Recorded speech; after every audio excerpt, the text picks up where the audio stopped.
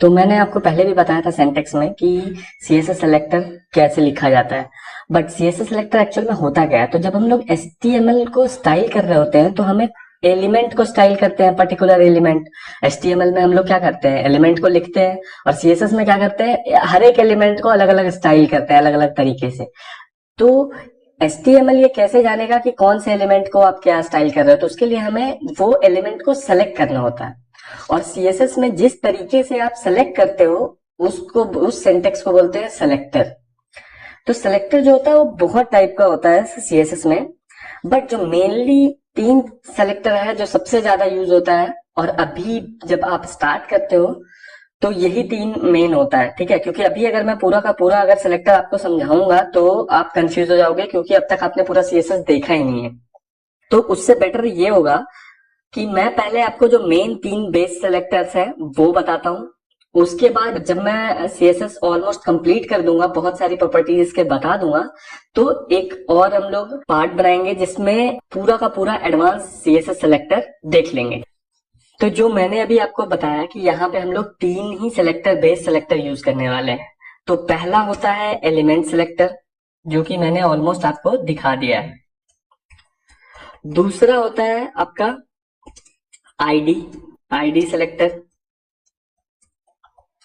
और तीसरा आपको होगा क्लास सेलेक्टर।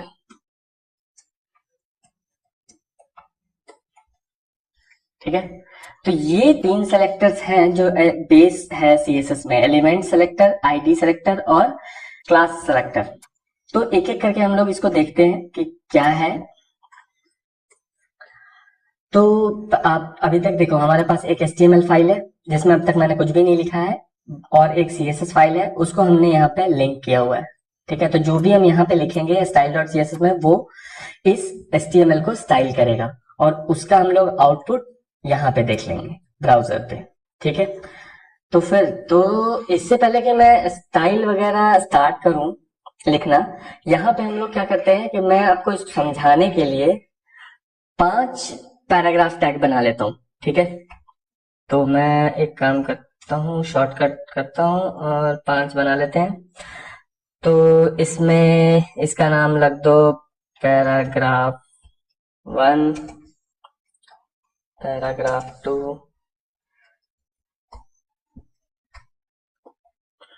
पैराग्राफ 3, और इसी तरीके से हम लोग कर लेंगे 4 और 5।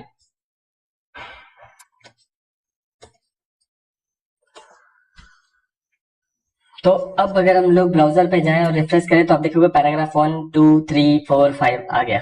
ठीक है, अब मैंने आपको पहले भी बताया था कि किस तरीके से स्टाइल करते हैं, लिखते हैं। तो मैंने वहां पे एग्जांपल एलिमेंट सेलेक्टर का ही दिया था। इसमें क्या होता है एलिमेंट सेलेक्टर में, कि आप एक पर्टिकुलर एलिमेंट, जैसे जो पी टैग है, उसको स्टाइल करते हो। ठीक है, तो जब मैं पी टैग को स्टाइल करूंगा तो हमारे जितने भी एचटीएमएल में पैराग्राफ टैग होगा वो उसी तरीके से स्टाइल हो जाएगा। फॉर एग्जांपल यहाँ पे कलर को मैं रेड कर देता हूँ। ठीक है, तो देखो मैंने क्या किया है कि यहाँ पे डायरेक्ट मैंने पी लिखा, क्योंकि मुझे पी टैग, जो भी टैग होगा उसको आप यहाँ पे डायरेक्ट लिख दोगे नाम को। ठीक है, और करली ब्रेसेस ऑन करोगे, उसके बीच में स्टाइल लिखोगे। तो ये हो गया एलिमेंट सेलेक्टर, मतलब हम एलिमेंट को सेलेक्ट कर रहे हैं। ठीक है, उसी तरीके से अगर यहाँ पे आईएमजी भी हो सकता था इमेज के लिए, ए भी हो सकता था एंकर टैग के लिए, H1 भी हो सकता था हेडिंग के लिए। तो यहाँ पे कुछ इस तरीके से आप पैराग्राफ टैग लिखकर एलिमेंट सेलेक्टर को यूज करके पूरे पैराग्राफ को स्टाइल कर सकते हो। अब अगर आप आउटपुट देखोगे तो यहाँ देखो, ये सारा का सारा रेड हो गया। अब जो सेकंड बात आती है कि इस तरीके से तो स्टाइल नहीं हो सकता, क्यों आया बाकी सेलेक्टर, मैं आपको ये बताता हूँ। देखो, कुछ भी लर्न करने का सबसे बेस्ट तरीका ये होता है कि हम लोग ये जाने कि ये बनाया क्यों गया है, इसकी जरूरत क्यों पड़ी हमें। ठीक है, तो अब सेकंड, इससे पहले कि मैं सेकंड सेलेक्टर की बात करूं आईडी की, मैं आपको बताता हूँ कि ये बनाया क्यों गया। अभी इससे क्या हो रहा है, जो ये मैं हमने एलिमेंट सेलेक्टर से लिखा है, इससे क्या हो रहा है कि सारे के सारे जो भी पी टैग है वो सारा कलर्ड हो जा रहा है। अब अगर मैं चाहता हूँ कि ये जो थर्ड वाला है इसका कलर ग्रीन हो, तो वो कैसे करेंगे, वो तो नहीं हो पाएगा। तो उसके लिए बनाया गया आईडी। इसमें क्या होता है कि जब हमें एक पर्टिकुलर एलिमेंट को स्टाइल करना होता है, हम पूरे के पूरे सिमिलर एलिमेंट को स्टाइल नहीं कर रहे थे, एक पर्टिकुलर एलिमेंट, ये तीसरा वाला पी टैग, इसको अगर स्टाइल करना है तो हम लोग यहाँ पे यूज करते हैं आईडी सेलेक्टर। तो आईडी सेलेक्टर को यूज करने के लिए आपको क्या करना पड़ेगा कि पहले उस एलिमेंट पे जाना होगा और वहां पे एक एट्रीब्यूट लिखना होगा आईडी, और यहाँ पे आपको उसका आईडी का नाम देना है। जैसे मैं यहाँ पे दे सकता हूं P3, ठीक है, कि थर्ड वाला पैराग्राफ है, मैंने यहाँ पे इसको एक आईडी दे दिया। देखो अब क्या है, अभी इस पे कोई असर नहीं हुआ होगा, अभी अगर आप देखोगे तो ये अभी भी थर्ड वाला रेडी है। अब इस पर्टिकुलर आईडी को इस्तेमाल करके मैं सिर्फ इस पैराग्राफ का कलर चेंज करूंगा, वो कैसे, अब वो देखना। हाँ, तो उसके लिए जब भी आप आईडी यूज कर रहे होते हो तो आपको क्या करना है, हैश, उसके बाद आप उस आईडी का नाम दोगे। तो हमारा नाम क्या है यहाँ पे, P3, जो हमने यहाँ पे लिखा है ये रहा P3, तो हम लोग इसको यहाँ पे दे देंगे P3। अब बाकी जैसे स्टाइल करते हैं उसी तरीके से सिमिलर करेंगे, करली ब्रेसेस ऑन, करली ब्रेसेस एंड, और बीच में हम लोग कुछ भी अपना लिख सकते हैं। तो मैं यहाँ पे क्या करता हूँ, फिर से कलर डालता हूँ, कलर, और इसको हम लोग कर देते हैं ब्लू, ठीक है। देखो मैंने सेव कर दिया। अब मैं ब्राउजर पे जाता हूँ, इसको एक बार रिफ्रेश करता हूँ। अब देखो अब क्या हो रहा है कि ये पर्टिकुलर थर्ड वाला ही सिर्फ ब्लू हुआ है, बाकी कोई ब्लू नहीं हुआ है। तो इस तरीके से हम लोग पर्टिकुलर एलिमेंट को स्टाइल कर सकते हैं। अब आपको लग रहा होगा कि इससे तो हम लोग सब कुछ कर सकते हैं। वाकई आप सब कुछ कर सकते हो, क्योंकि आप हर एक एलिमेंट पे आईडी दोगे और उसको अपने तरीके से स्टाइल करोगे। बट कभी कभी होता यह है कि आप बहुत सारी चीजों को स्टाइल करना चाहते हो, ठीक है। अब मैं यहाँ पे एक और एग्जांपल फिलहाल के लिए आपको लगा देता हूँ। यहाँ पे इसके साथ ना एक H1 भी ऐड कर देते हैं, यहाँ पे दे देते हैं हेडिंग, ठीक है। यहाँ पे हमने हेडिंग ऐड कर दिया, इसको रिफ्रेश करते हैं। अब देखो यहाँ पे हेडिंग आ गया, हेडिंग कलर नहीं हुआ है क्योंकि वो हेडिंग है, हमने तो उसको दिया ही नहीं है।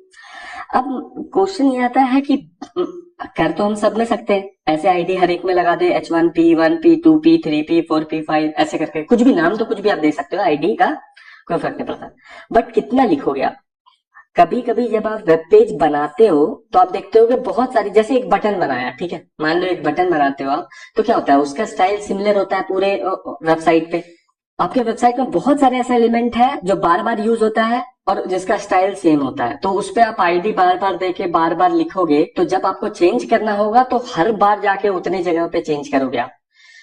तो कुछ ऐसा बनाया है सीएसएस वालों ने जिससे आप क्या कर सकते हो कि 5-6 चीजों को या एक से ज्यादा चीजों को एक साथ स्टाइल कर सकते हो और उन सब पे सेम इफेक्ट पड़ जाएगा। जरूरी नहीं है कि एलिमेंट भी सेम रहे, इसीलिए मैंने यहाँ पे H1 लिया ताकि आपको मैं ये बात दिखा सकूं। अभी देखो, अभी H1 को और पैराग्राफ 2 को और पैराग्राफ 5 को, इन तीनों को मुझे सेम स्टाइल करना है, ठीक है। और मैं नहीं चाहता कि मैं आईडी यूज करूं, तीनों को बार बार अलग अलग लिखूं, तो मैं क्या करूंगा, तो उसके लिए हमारे पास जो तीसरा मेन सेलेक्टर है वो आता है क्लास सेलेक्टर। यहाँ पे हमें क्लास लगाना होता है, मतलब क्लास, अब मीनिंग से ही आपको पता चल रहा है कि आईडी एक पर्टिकुलर चीज का होता है। क्लास का मतलब क्या होता है, कैटेगरी। जैसे हम लोग जब स्कूल में पढ़ते थे क्या होता था कि एक क्लास होता था, ये 1B है, सेक्शन भी होता था।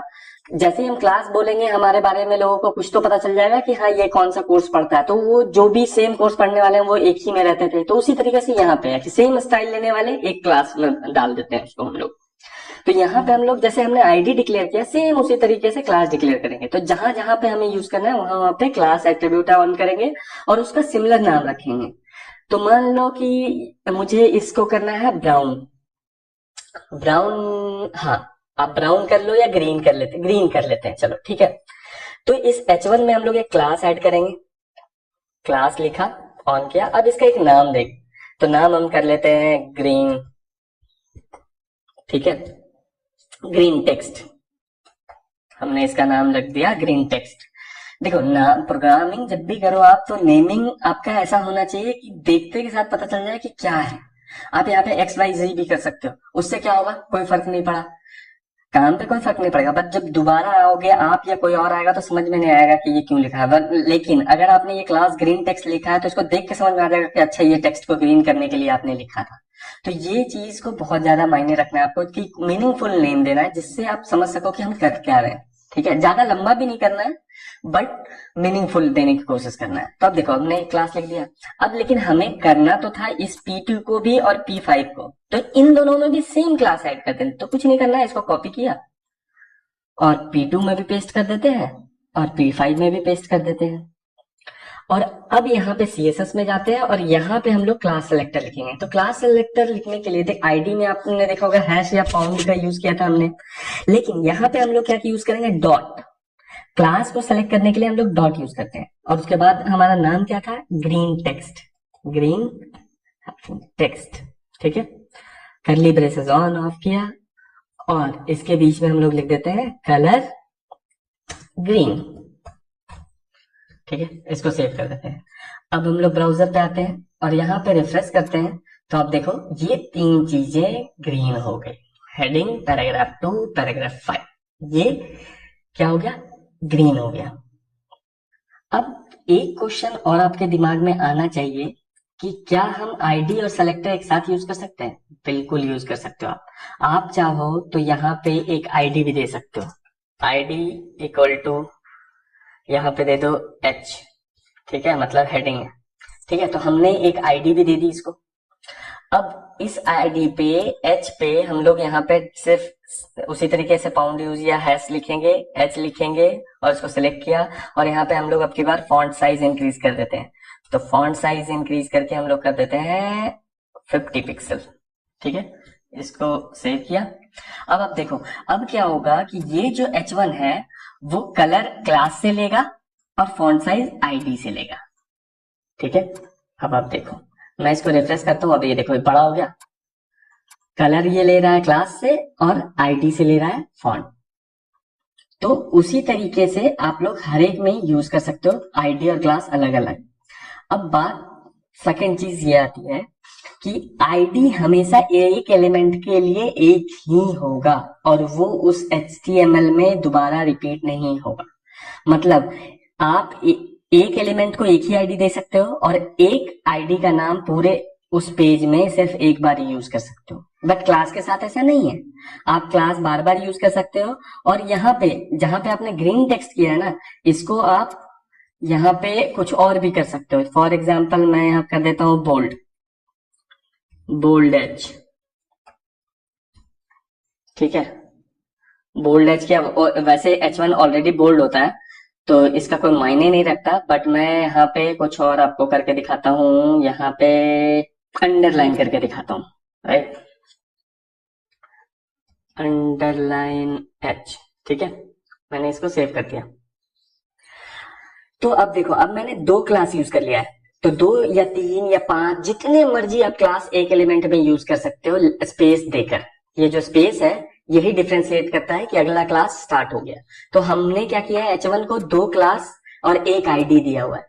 बट आईडी हम ऐसा नहीं कर सकते कि एक और स्पेस देके एक और आईडी दे दिया, नहीं, ऐसा नहीं हो सकता। आईडी हमेशा एक ही रहेगा एक एलिमेंट के लिए और पूरे HTML में एक नाम का आईडी एक ही बार होगा। बट क्लास के साथ बिल्कुल अपोजिट है, क्लास एक ही नाम बार बार यूज हो सकता है और एक एलिमेंट एक से ज्यादा भी क्लास रख सकता है। जैसे यहाँ पे हमने 2 क्लास यूज किया। अब आप देखो दोनों ही काम करेगा। अब मैं इस अंडरलाइन एच को कॉपी कर लेता हूं और स्टाइल में जाता हूं और यहाँ पे क्लास के लिए मैंने क्या बताया था, डॉट लिखना है, नेम डालना है उस क्लास का और उसके बाद कर्ली ब्रेसेस ऑन ऑफ और यहाँ पे आप स्टाइल कर सकते हो।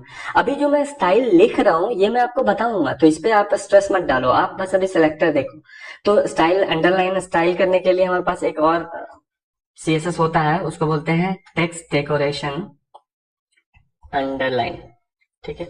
इसको सेव कर दिया मैंने। अब जब यहाँ पे आते हैं और रिफ्रेश किया, आप देखो ये अंडरलाइन हो गया। मतलब यहाँ पे इस हेडिंग में 3 चीजें काम कर रही हैं। पहला, एक तो अंडरलाइन हो रहा है इस वाले क्लास से और इस वाले आईडी से फॉन्ट ले रहा है और इस वाले क्लास से कलर ले रहा है। तो आप मेरे ख्याल से समझ गए होंगे कि किस किस तरीके से हम लोग कर सकते हैं। अब जो एक और बात आती है कि आईडी और क्लास हमने लिया, हमारे पास 3 सिलेक्टर है, ठीक है। एक तो एलिमेंट सिलेक्टर है, दूसरा है आईडी सिलेक्टर, तीसरा है क्लास। अब मैं ये कहना चाहता हूं कि एक ही एलिमेंट पे अगर तीनों सिलेक्टर लगा दिया जाए तो कौन ज्यादा वैल्यूएबल होगा, ये बात, ये इंपॉर्टेंट है। फॉर एग्जाम्पल एग्जाम्पल अगर मैं यहाँ पे P को रेड हटाकर H कर देता हूँ, ठीक है, H1 कर देता हूँ, H1 सेव कर दिया।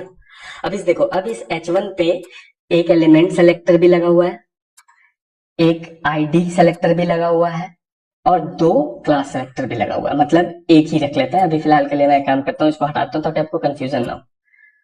मैं अंडरलाइन वाला हटा देता हूँ, ठीक है। अब आप देखो, ये तीनों सेलेक्टर जो मैंने बताया वो H1 पे काम कर रहा है, लेकिन अब तीनों में मैं क्या करूंगा कि सिमिलर चीजें कर देता हूँ, कलर ही डाल देता हूँ ताकि कंफ्यूजन ना हो, ठीक है।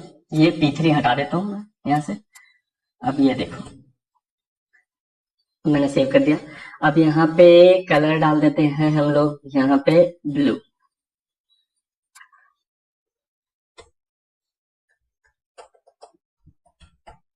ब्लू सेव कर दिया। अब देखो, एक ही एलिमेंट पे तीनों सेलेक्टर लगा हुआ है, लेकिन वैल्यू किसको ज्यादा मिलेगा? पहले मैंने आपको बताया था क्या कि जो सबसे नीचे रहेगा वो मिलेगा, लेकिन वो तब होता है जब आप सेम चीज पे बार सेम चीज, जैसे मैं अगर इसी H1 को यहाँ पे फिर से लिखूं ये, और यहाँ पे लिख दूं येलो, तो ये नीचे वाला येलो काम करेगा। बट अब अगर सेलेक्टर अलग अलग है तो ऑर्डर मायने नहीं रखता है, सेलेक्टर का प्रायोरिटी मायने रखता है। तो इसमें जो अभी जो काम करेगा वो है आईडी, ठीक है। उसके बाद वैल्यू मिलता है क्लास को, उसके बाद वैल्यू मिलता है एलिमेंटर को। तो सबसे कम जो है वो एलिमेंट सेलेक्टर को मिलता है, उसके बाद क्लास सेलेक्टर को मिलता है, और सबसे ज्यादा जो मिलता है वो है आईडी सेलेक्टर को। तो अभी क्या होगा कि अभी ब्लू हो जाएगा, अगर आप देखोगे हेडिंग तो ब्लू हो गया। अब अगर मैं इस आईडी को हटा देता हूं यहां से और सेव कर देता हूं, अब अगर मैं रिफ्रेश करूं तो ये ग्रीन हो जाएगा। देखो ग्रीन हो गया। अब मैं आपको एक कंफ्यूजन और भी दूर करके दिखा देता हूं कि इसको मैं सबसे ऊपर लिख देता हूं, ठीक है, फिर भी यही आएगा, ठीक है। क्योंकि जब अलग अलग सेलेक्टर आप यूज करोगे तो उसमें ऑर्डर मैटर नहीं करता है। ऑर्डर तब मैटर करता है जब सेम सेलेक्टर आप बार बार यूज कर रहे हो, ठीक है। अब यहाँ पे देखो, मैंने इसको रिफ्रेश किया, अब ये ब्लू हो गया, देखो ब्लू हो गया, ये ऊपर लिखा हुआ था फिर भी। अब ऑर्डर कब मैटर करता है? जब मैं इसी को एक बार और कॉपी करके नीचे लिख दूं, इसको येलो कर दूं।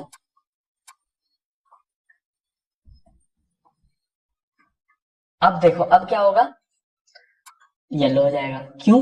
देखो ऑर्डर के हिसाब से सबसे ज्यादा आईडी को मिला, लेकिन दो आईडी सिमिलर यूज किया हुआ है हमने, तो यहाँ पे अब ऑर्डर के हिसाब से मिलेगा। पहले सीएसएस ने प्रायोरिटी के हिसाब से दिया, प्रायोरिटी सबसे ज्यादा आईडी की होती है, तो उसने आईडी देखा, लेकिन देखा कि सेम आईडी दो बार यूज किया हुआ है, तो उसमें उसने ऑर्डर देखा कि जो लास्ट में लिखा गया है उसको यूज करूंगा।